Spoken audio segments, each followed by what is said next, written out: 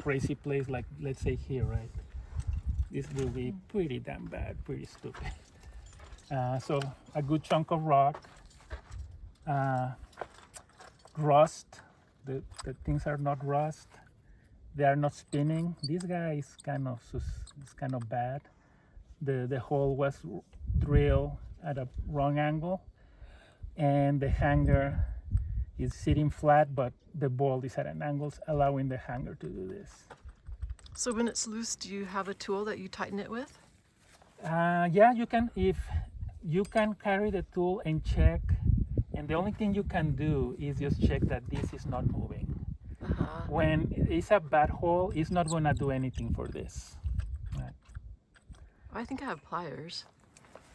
So just check. If this is spinning, there's probably very little you can do about it, especially with the angle is wrong. But probably if you have the tool, just check that this is not coming undone. When a hanger you see like it's not optimal, there is something a little bit wrong, you can trust these guys or have a lot of leeway when you're pulling like this, right? Because it's kind of pulling at an angle on shear, so it will require a heck a lot of force for this thing to move all this rock around and fail. However, if you're pulling like this straight, if this is spinning or is compromised, there are more chances. Can the triangle, I don't know what the word American is there. But this is bad, and I think someone asked on the list about vector forces. I did. Right, so this is part of it. There, we will go into some other areas where you need to be aware of it. So what happens with this, if you hang something here, this ball, instead of absorbing a fraction of the load here, let's say 50%, is transmitting part of it back to this strand. And this creates a vector here that is kind of pulling these bolts together. They have done testing, and people say, like, is actually someone gonna die go like this? For these bolts, probably no. I mean, maybe you, in the long run on sandstone, and through the years, you maybe will weaken the bolts, and you don't know what's going on here, and you at some point translate this knowledge to a marginal anchor, either a bush or something, or if you are doing trad climbing, this can blow your anchors, right? So this piece of knowledge is not as critical for bolts, but it's critical for marginal anchors. Meaning the bolts are so close together? Meaning, It's the two of them. meaning that you are creating a triangle, Okay. putting a vector force here. Okay. So here we're gonna do same thing what we did down there on the branches, and get rid of this vector force here by creating two independent anchors. And here we're gonna cover a bunch of little tidbits that we didn't cover down there. So we're gonna do the same thing. We're gonna close, instead of having a loop around a tree, we are kind of distributing the loop here, where we're gonna close it the same way, retreading. With a water knot. Retreading with a water knot. The same knot you guys use down there to close the loop.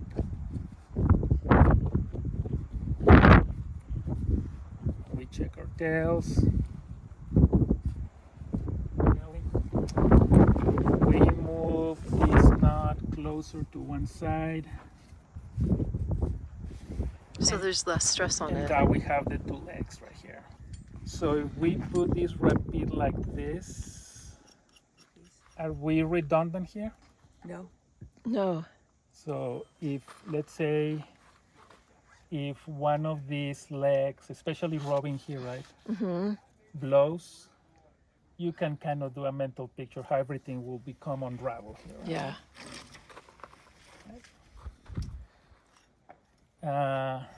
However, this is actually does not apply to us, but you may find some talk around people doing anchors that they like this because you can move it around. You can change the angle of descent.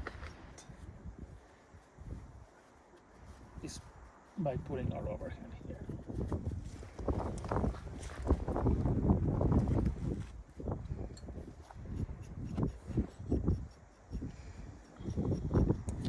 Now you can really see what's going on here.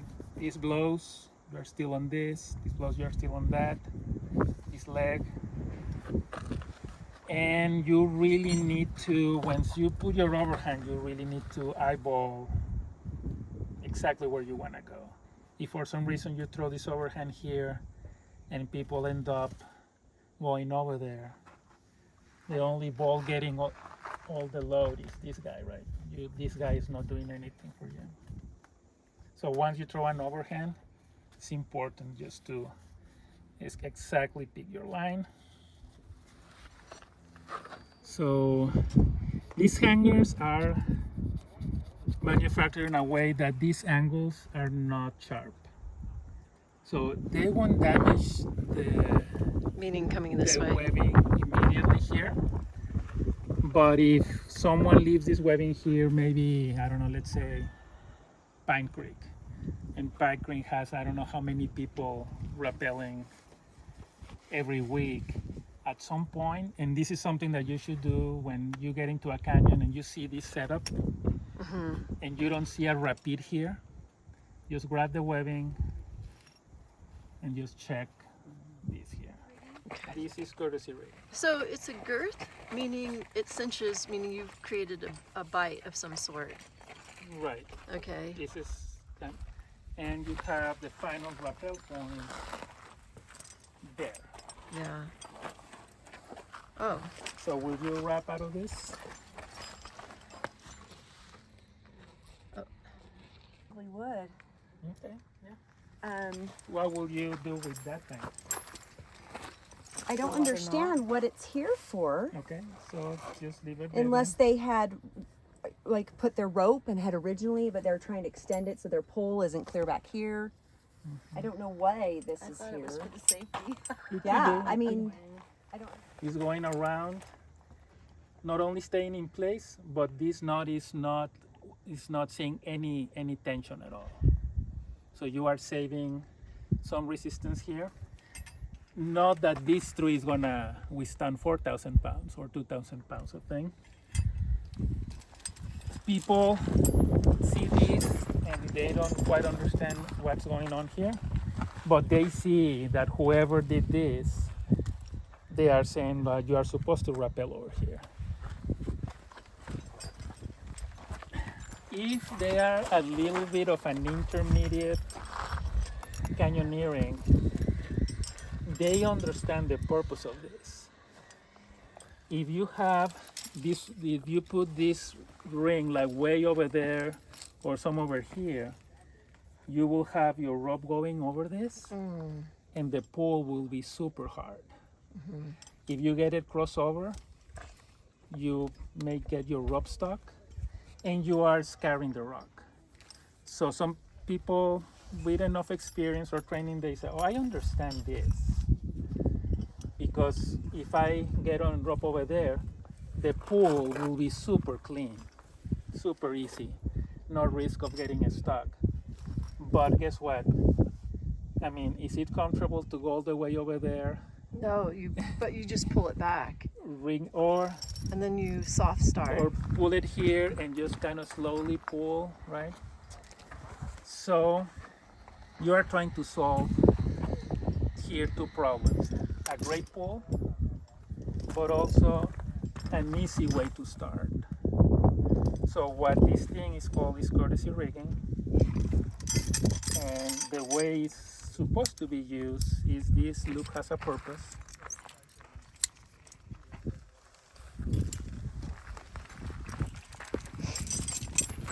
To either one. The one pointing down. Okay. And now here, everybody has a super easy start. You can rig your rope here, rig releasable. Even more important, right? If you rig releasable, how are you going to operate that releasable rigging down there if you need to undo it and create the carabiner? So here you can rig releasable. You are in a really convenient area. Everybody goes down, and the last person is the one just doing the uncomfortable start.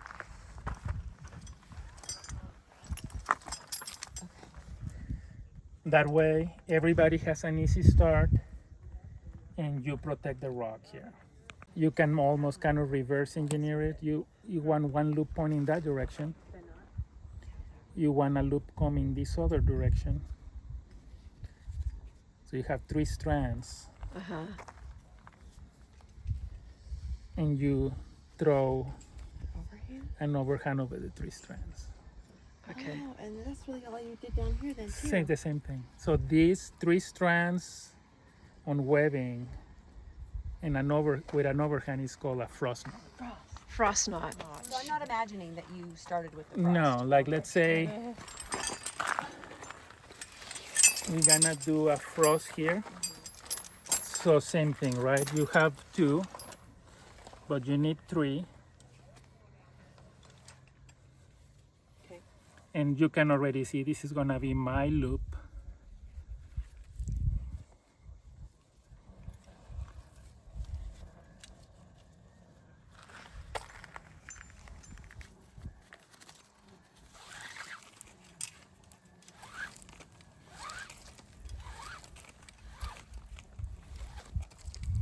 And there you have it.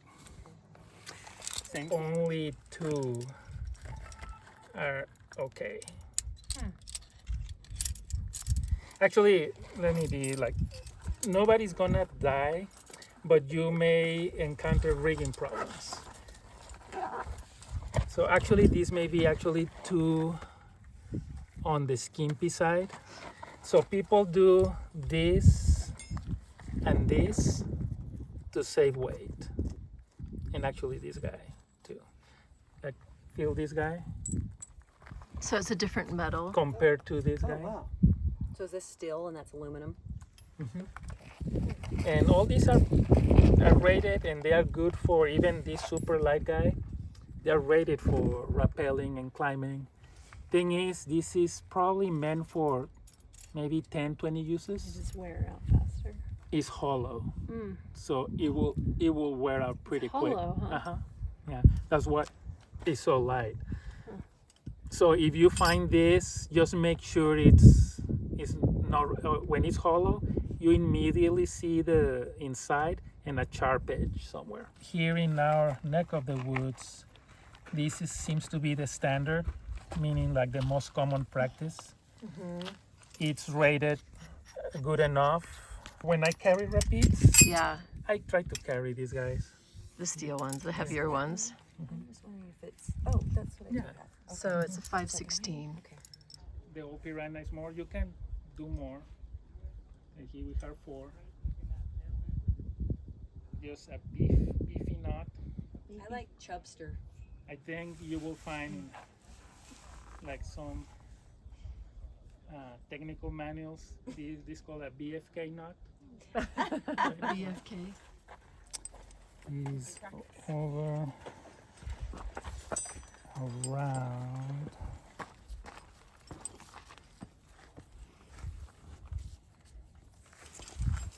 So let me identify. What is the long side of the rope? So we are gonna. And this is it. FaceTime. Can I FaceTime Cody if he's available and let him watch it? Because he's like, because he had it down. Oh, So here is our 8, right? An 8. 8 on a bite. Actually it's a slip 8. So I want to just to replicate the problem that they encounter. Okay, hold on. I'm going to put you on FaceTime. He's reviewing the Jorgeny right now, okay? I'm going to let you watch it, okay? No, I'm just calling you right now on FaceTime. Okay, so you end up with this guy, right? You just move it to the side, Hi. Hi. and this He's is, teaching right now. He's teaching. Oh, this might not work. Sorry, we're interrupting. He's doing a video though. Yeah. Okay. I'll talk to you later. It might not work. and you guys, He has no video of me because there's none of bars. okay, Okay. and you guys have something like this, I guess. Yep. Right. Yep. This is exactly how we set it up. And then we tried it with just our full rope. Does that make sense? Sure. And we ran it so it was on one line, and that was an epic fail. This just came into here and just. So here at this point, let's say you use that repeat to do your rappel. Okay. So at that point, you can just basically pull those, have no tension whatsoever, pull that rope apart. Nobody's touching it. Okay. And see, if I'm pulling here, the rapid is just walking the other way. I'm not sure. What we did. Right. So we had ran the bottom of this line as a rappel line. Because remember how you taught us how to do it off one rope? Right. So here is just gonna pop it. And come on, get it. Do an under, around, nowhere. So you see the 8, but you're not gonna pull the whole thing through. So it's an 8, but it's slip 8. It's slipping. Right. Okay. Let me try that again. Whole thing as also your rappel. I think if you were trying to do, and it's almost like you were trying to do the same version of this. Right. So we started in the middle. Right. So that's kind of if you are starting at the middle, you are either doing the same version of this or the Adolfini. Oh. Right. So we just did it Sim. like you. So we were trying to do the Adolfini, Right. not the Jorgeny. Right. Got it. Right. So remember that part that we kind of underline on the workshop, that there are systems that they are meant to be worked with the end of the rope, and there are systems that are meant to be done with the middle of the rope. So the Jorgeny is an end of the rope type system because you do your figure 8 and you need this end to retrace it. So you need your end available. So what we did was set up just how you had it, Mm-hmm. and then we took to set up our rappel line, Right. we took the end of the rope over here Yes. and fed it through. There you go. Okay. Because you need 3 times the amount of rope, remember Yes. we were saying? So that's what we did, I see. but it Okay. just didn't work. So does that make sense? Yeah. So now, so you went still. It is my end of the rope.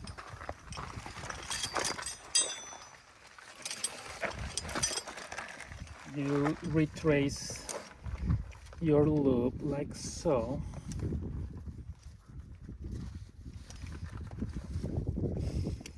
With a bow. You dressed it. And that's a Jorgeny. Yeah, you shift it. You put your repeat. Did you rig releasable or just Yes. okay? So here. Yeah, because I think the drop was only a 35. We had a That's right. 220, so we had enough rope to do releasable. Here's the-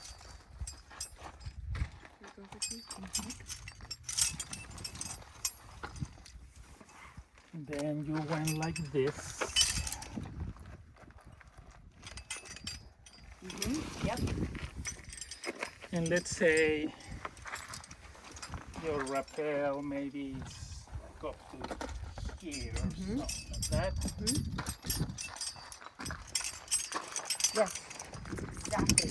We have 3 lines, and we tried really hard not to cross them, so we know exactly our pull line, exactly our block line, exactly our wrap line.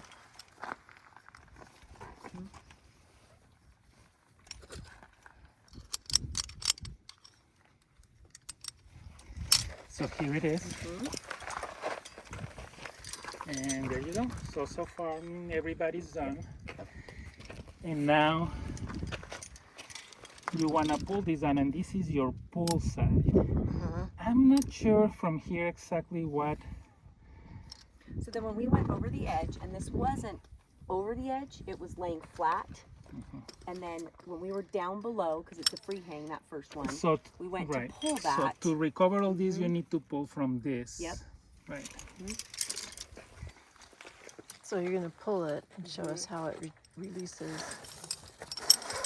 Yeah, it didn't do that. It get together, but don't yank it. So No, the no, two no, I think you lines, should the neck, Definitely and the dress two it. bows. And you check it that it's actually holding by putting it to one side and just pulling on it. So then when you pull And this is the retrievable side. Right. The long side. Touch another cord here, and that's it. Super easy. Problem is kind of the same situation we were talking about with when you do a inner block.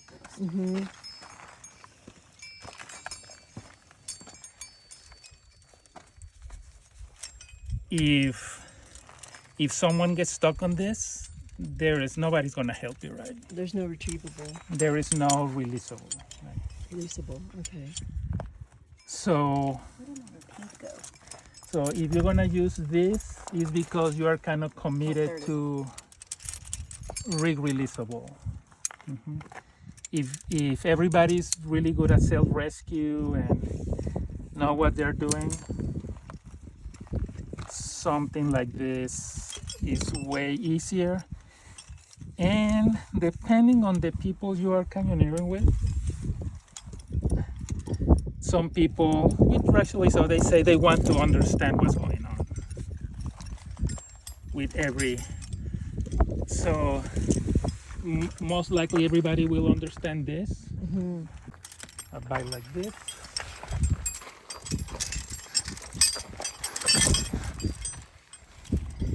You identify the one strand you want to rappel on. And the under loop that comes through.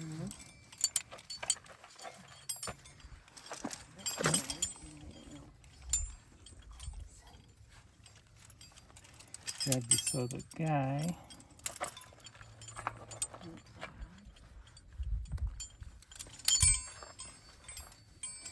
And here, Chris, Yes, so these two guys right here, yes. this is helping prevent what the Jorgeny does, right?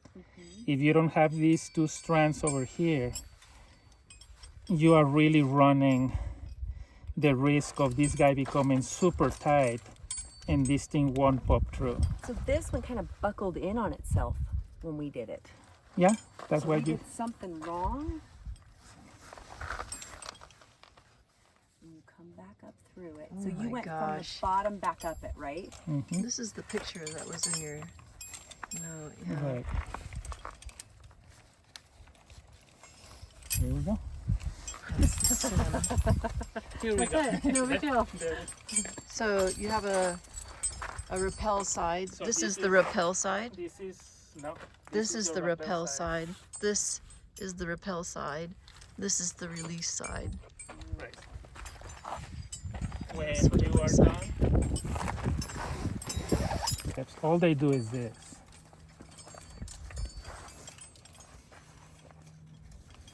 And then they do 3. Right. And that's it. That's your rappel side, or that's your release side? This is the rappel side. Rappel side, release side. This works, it's okay. You need to be mindful that this thing can get too tight. If you leave this too short, it can just do this on you. Right. But some people really, I think it goes on the bottom. they That's just where prefer you pull a little this. bit. And when they release, Does that make sense? So it goes parallel with this on the bottom. rigging. And it's harder to release. That's why we asked.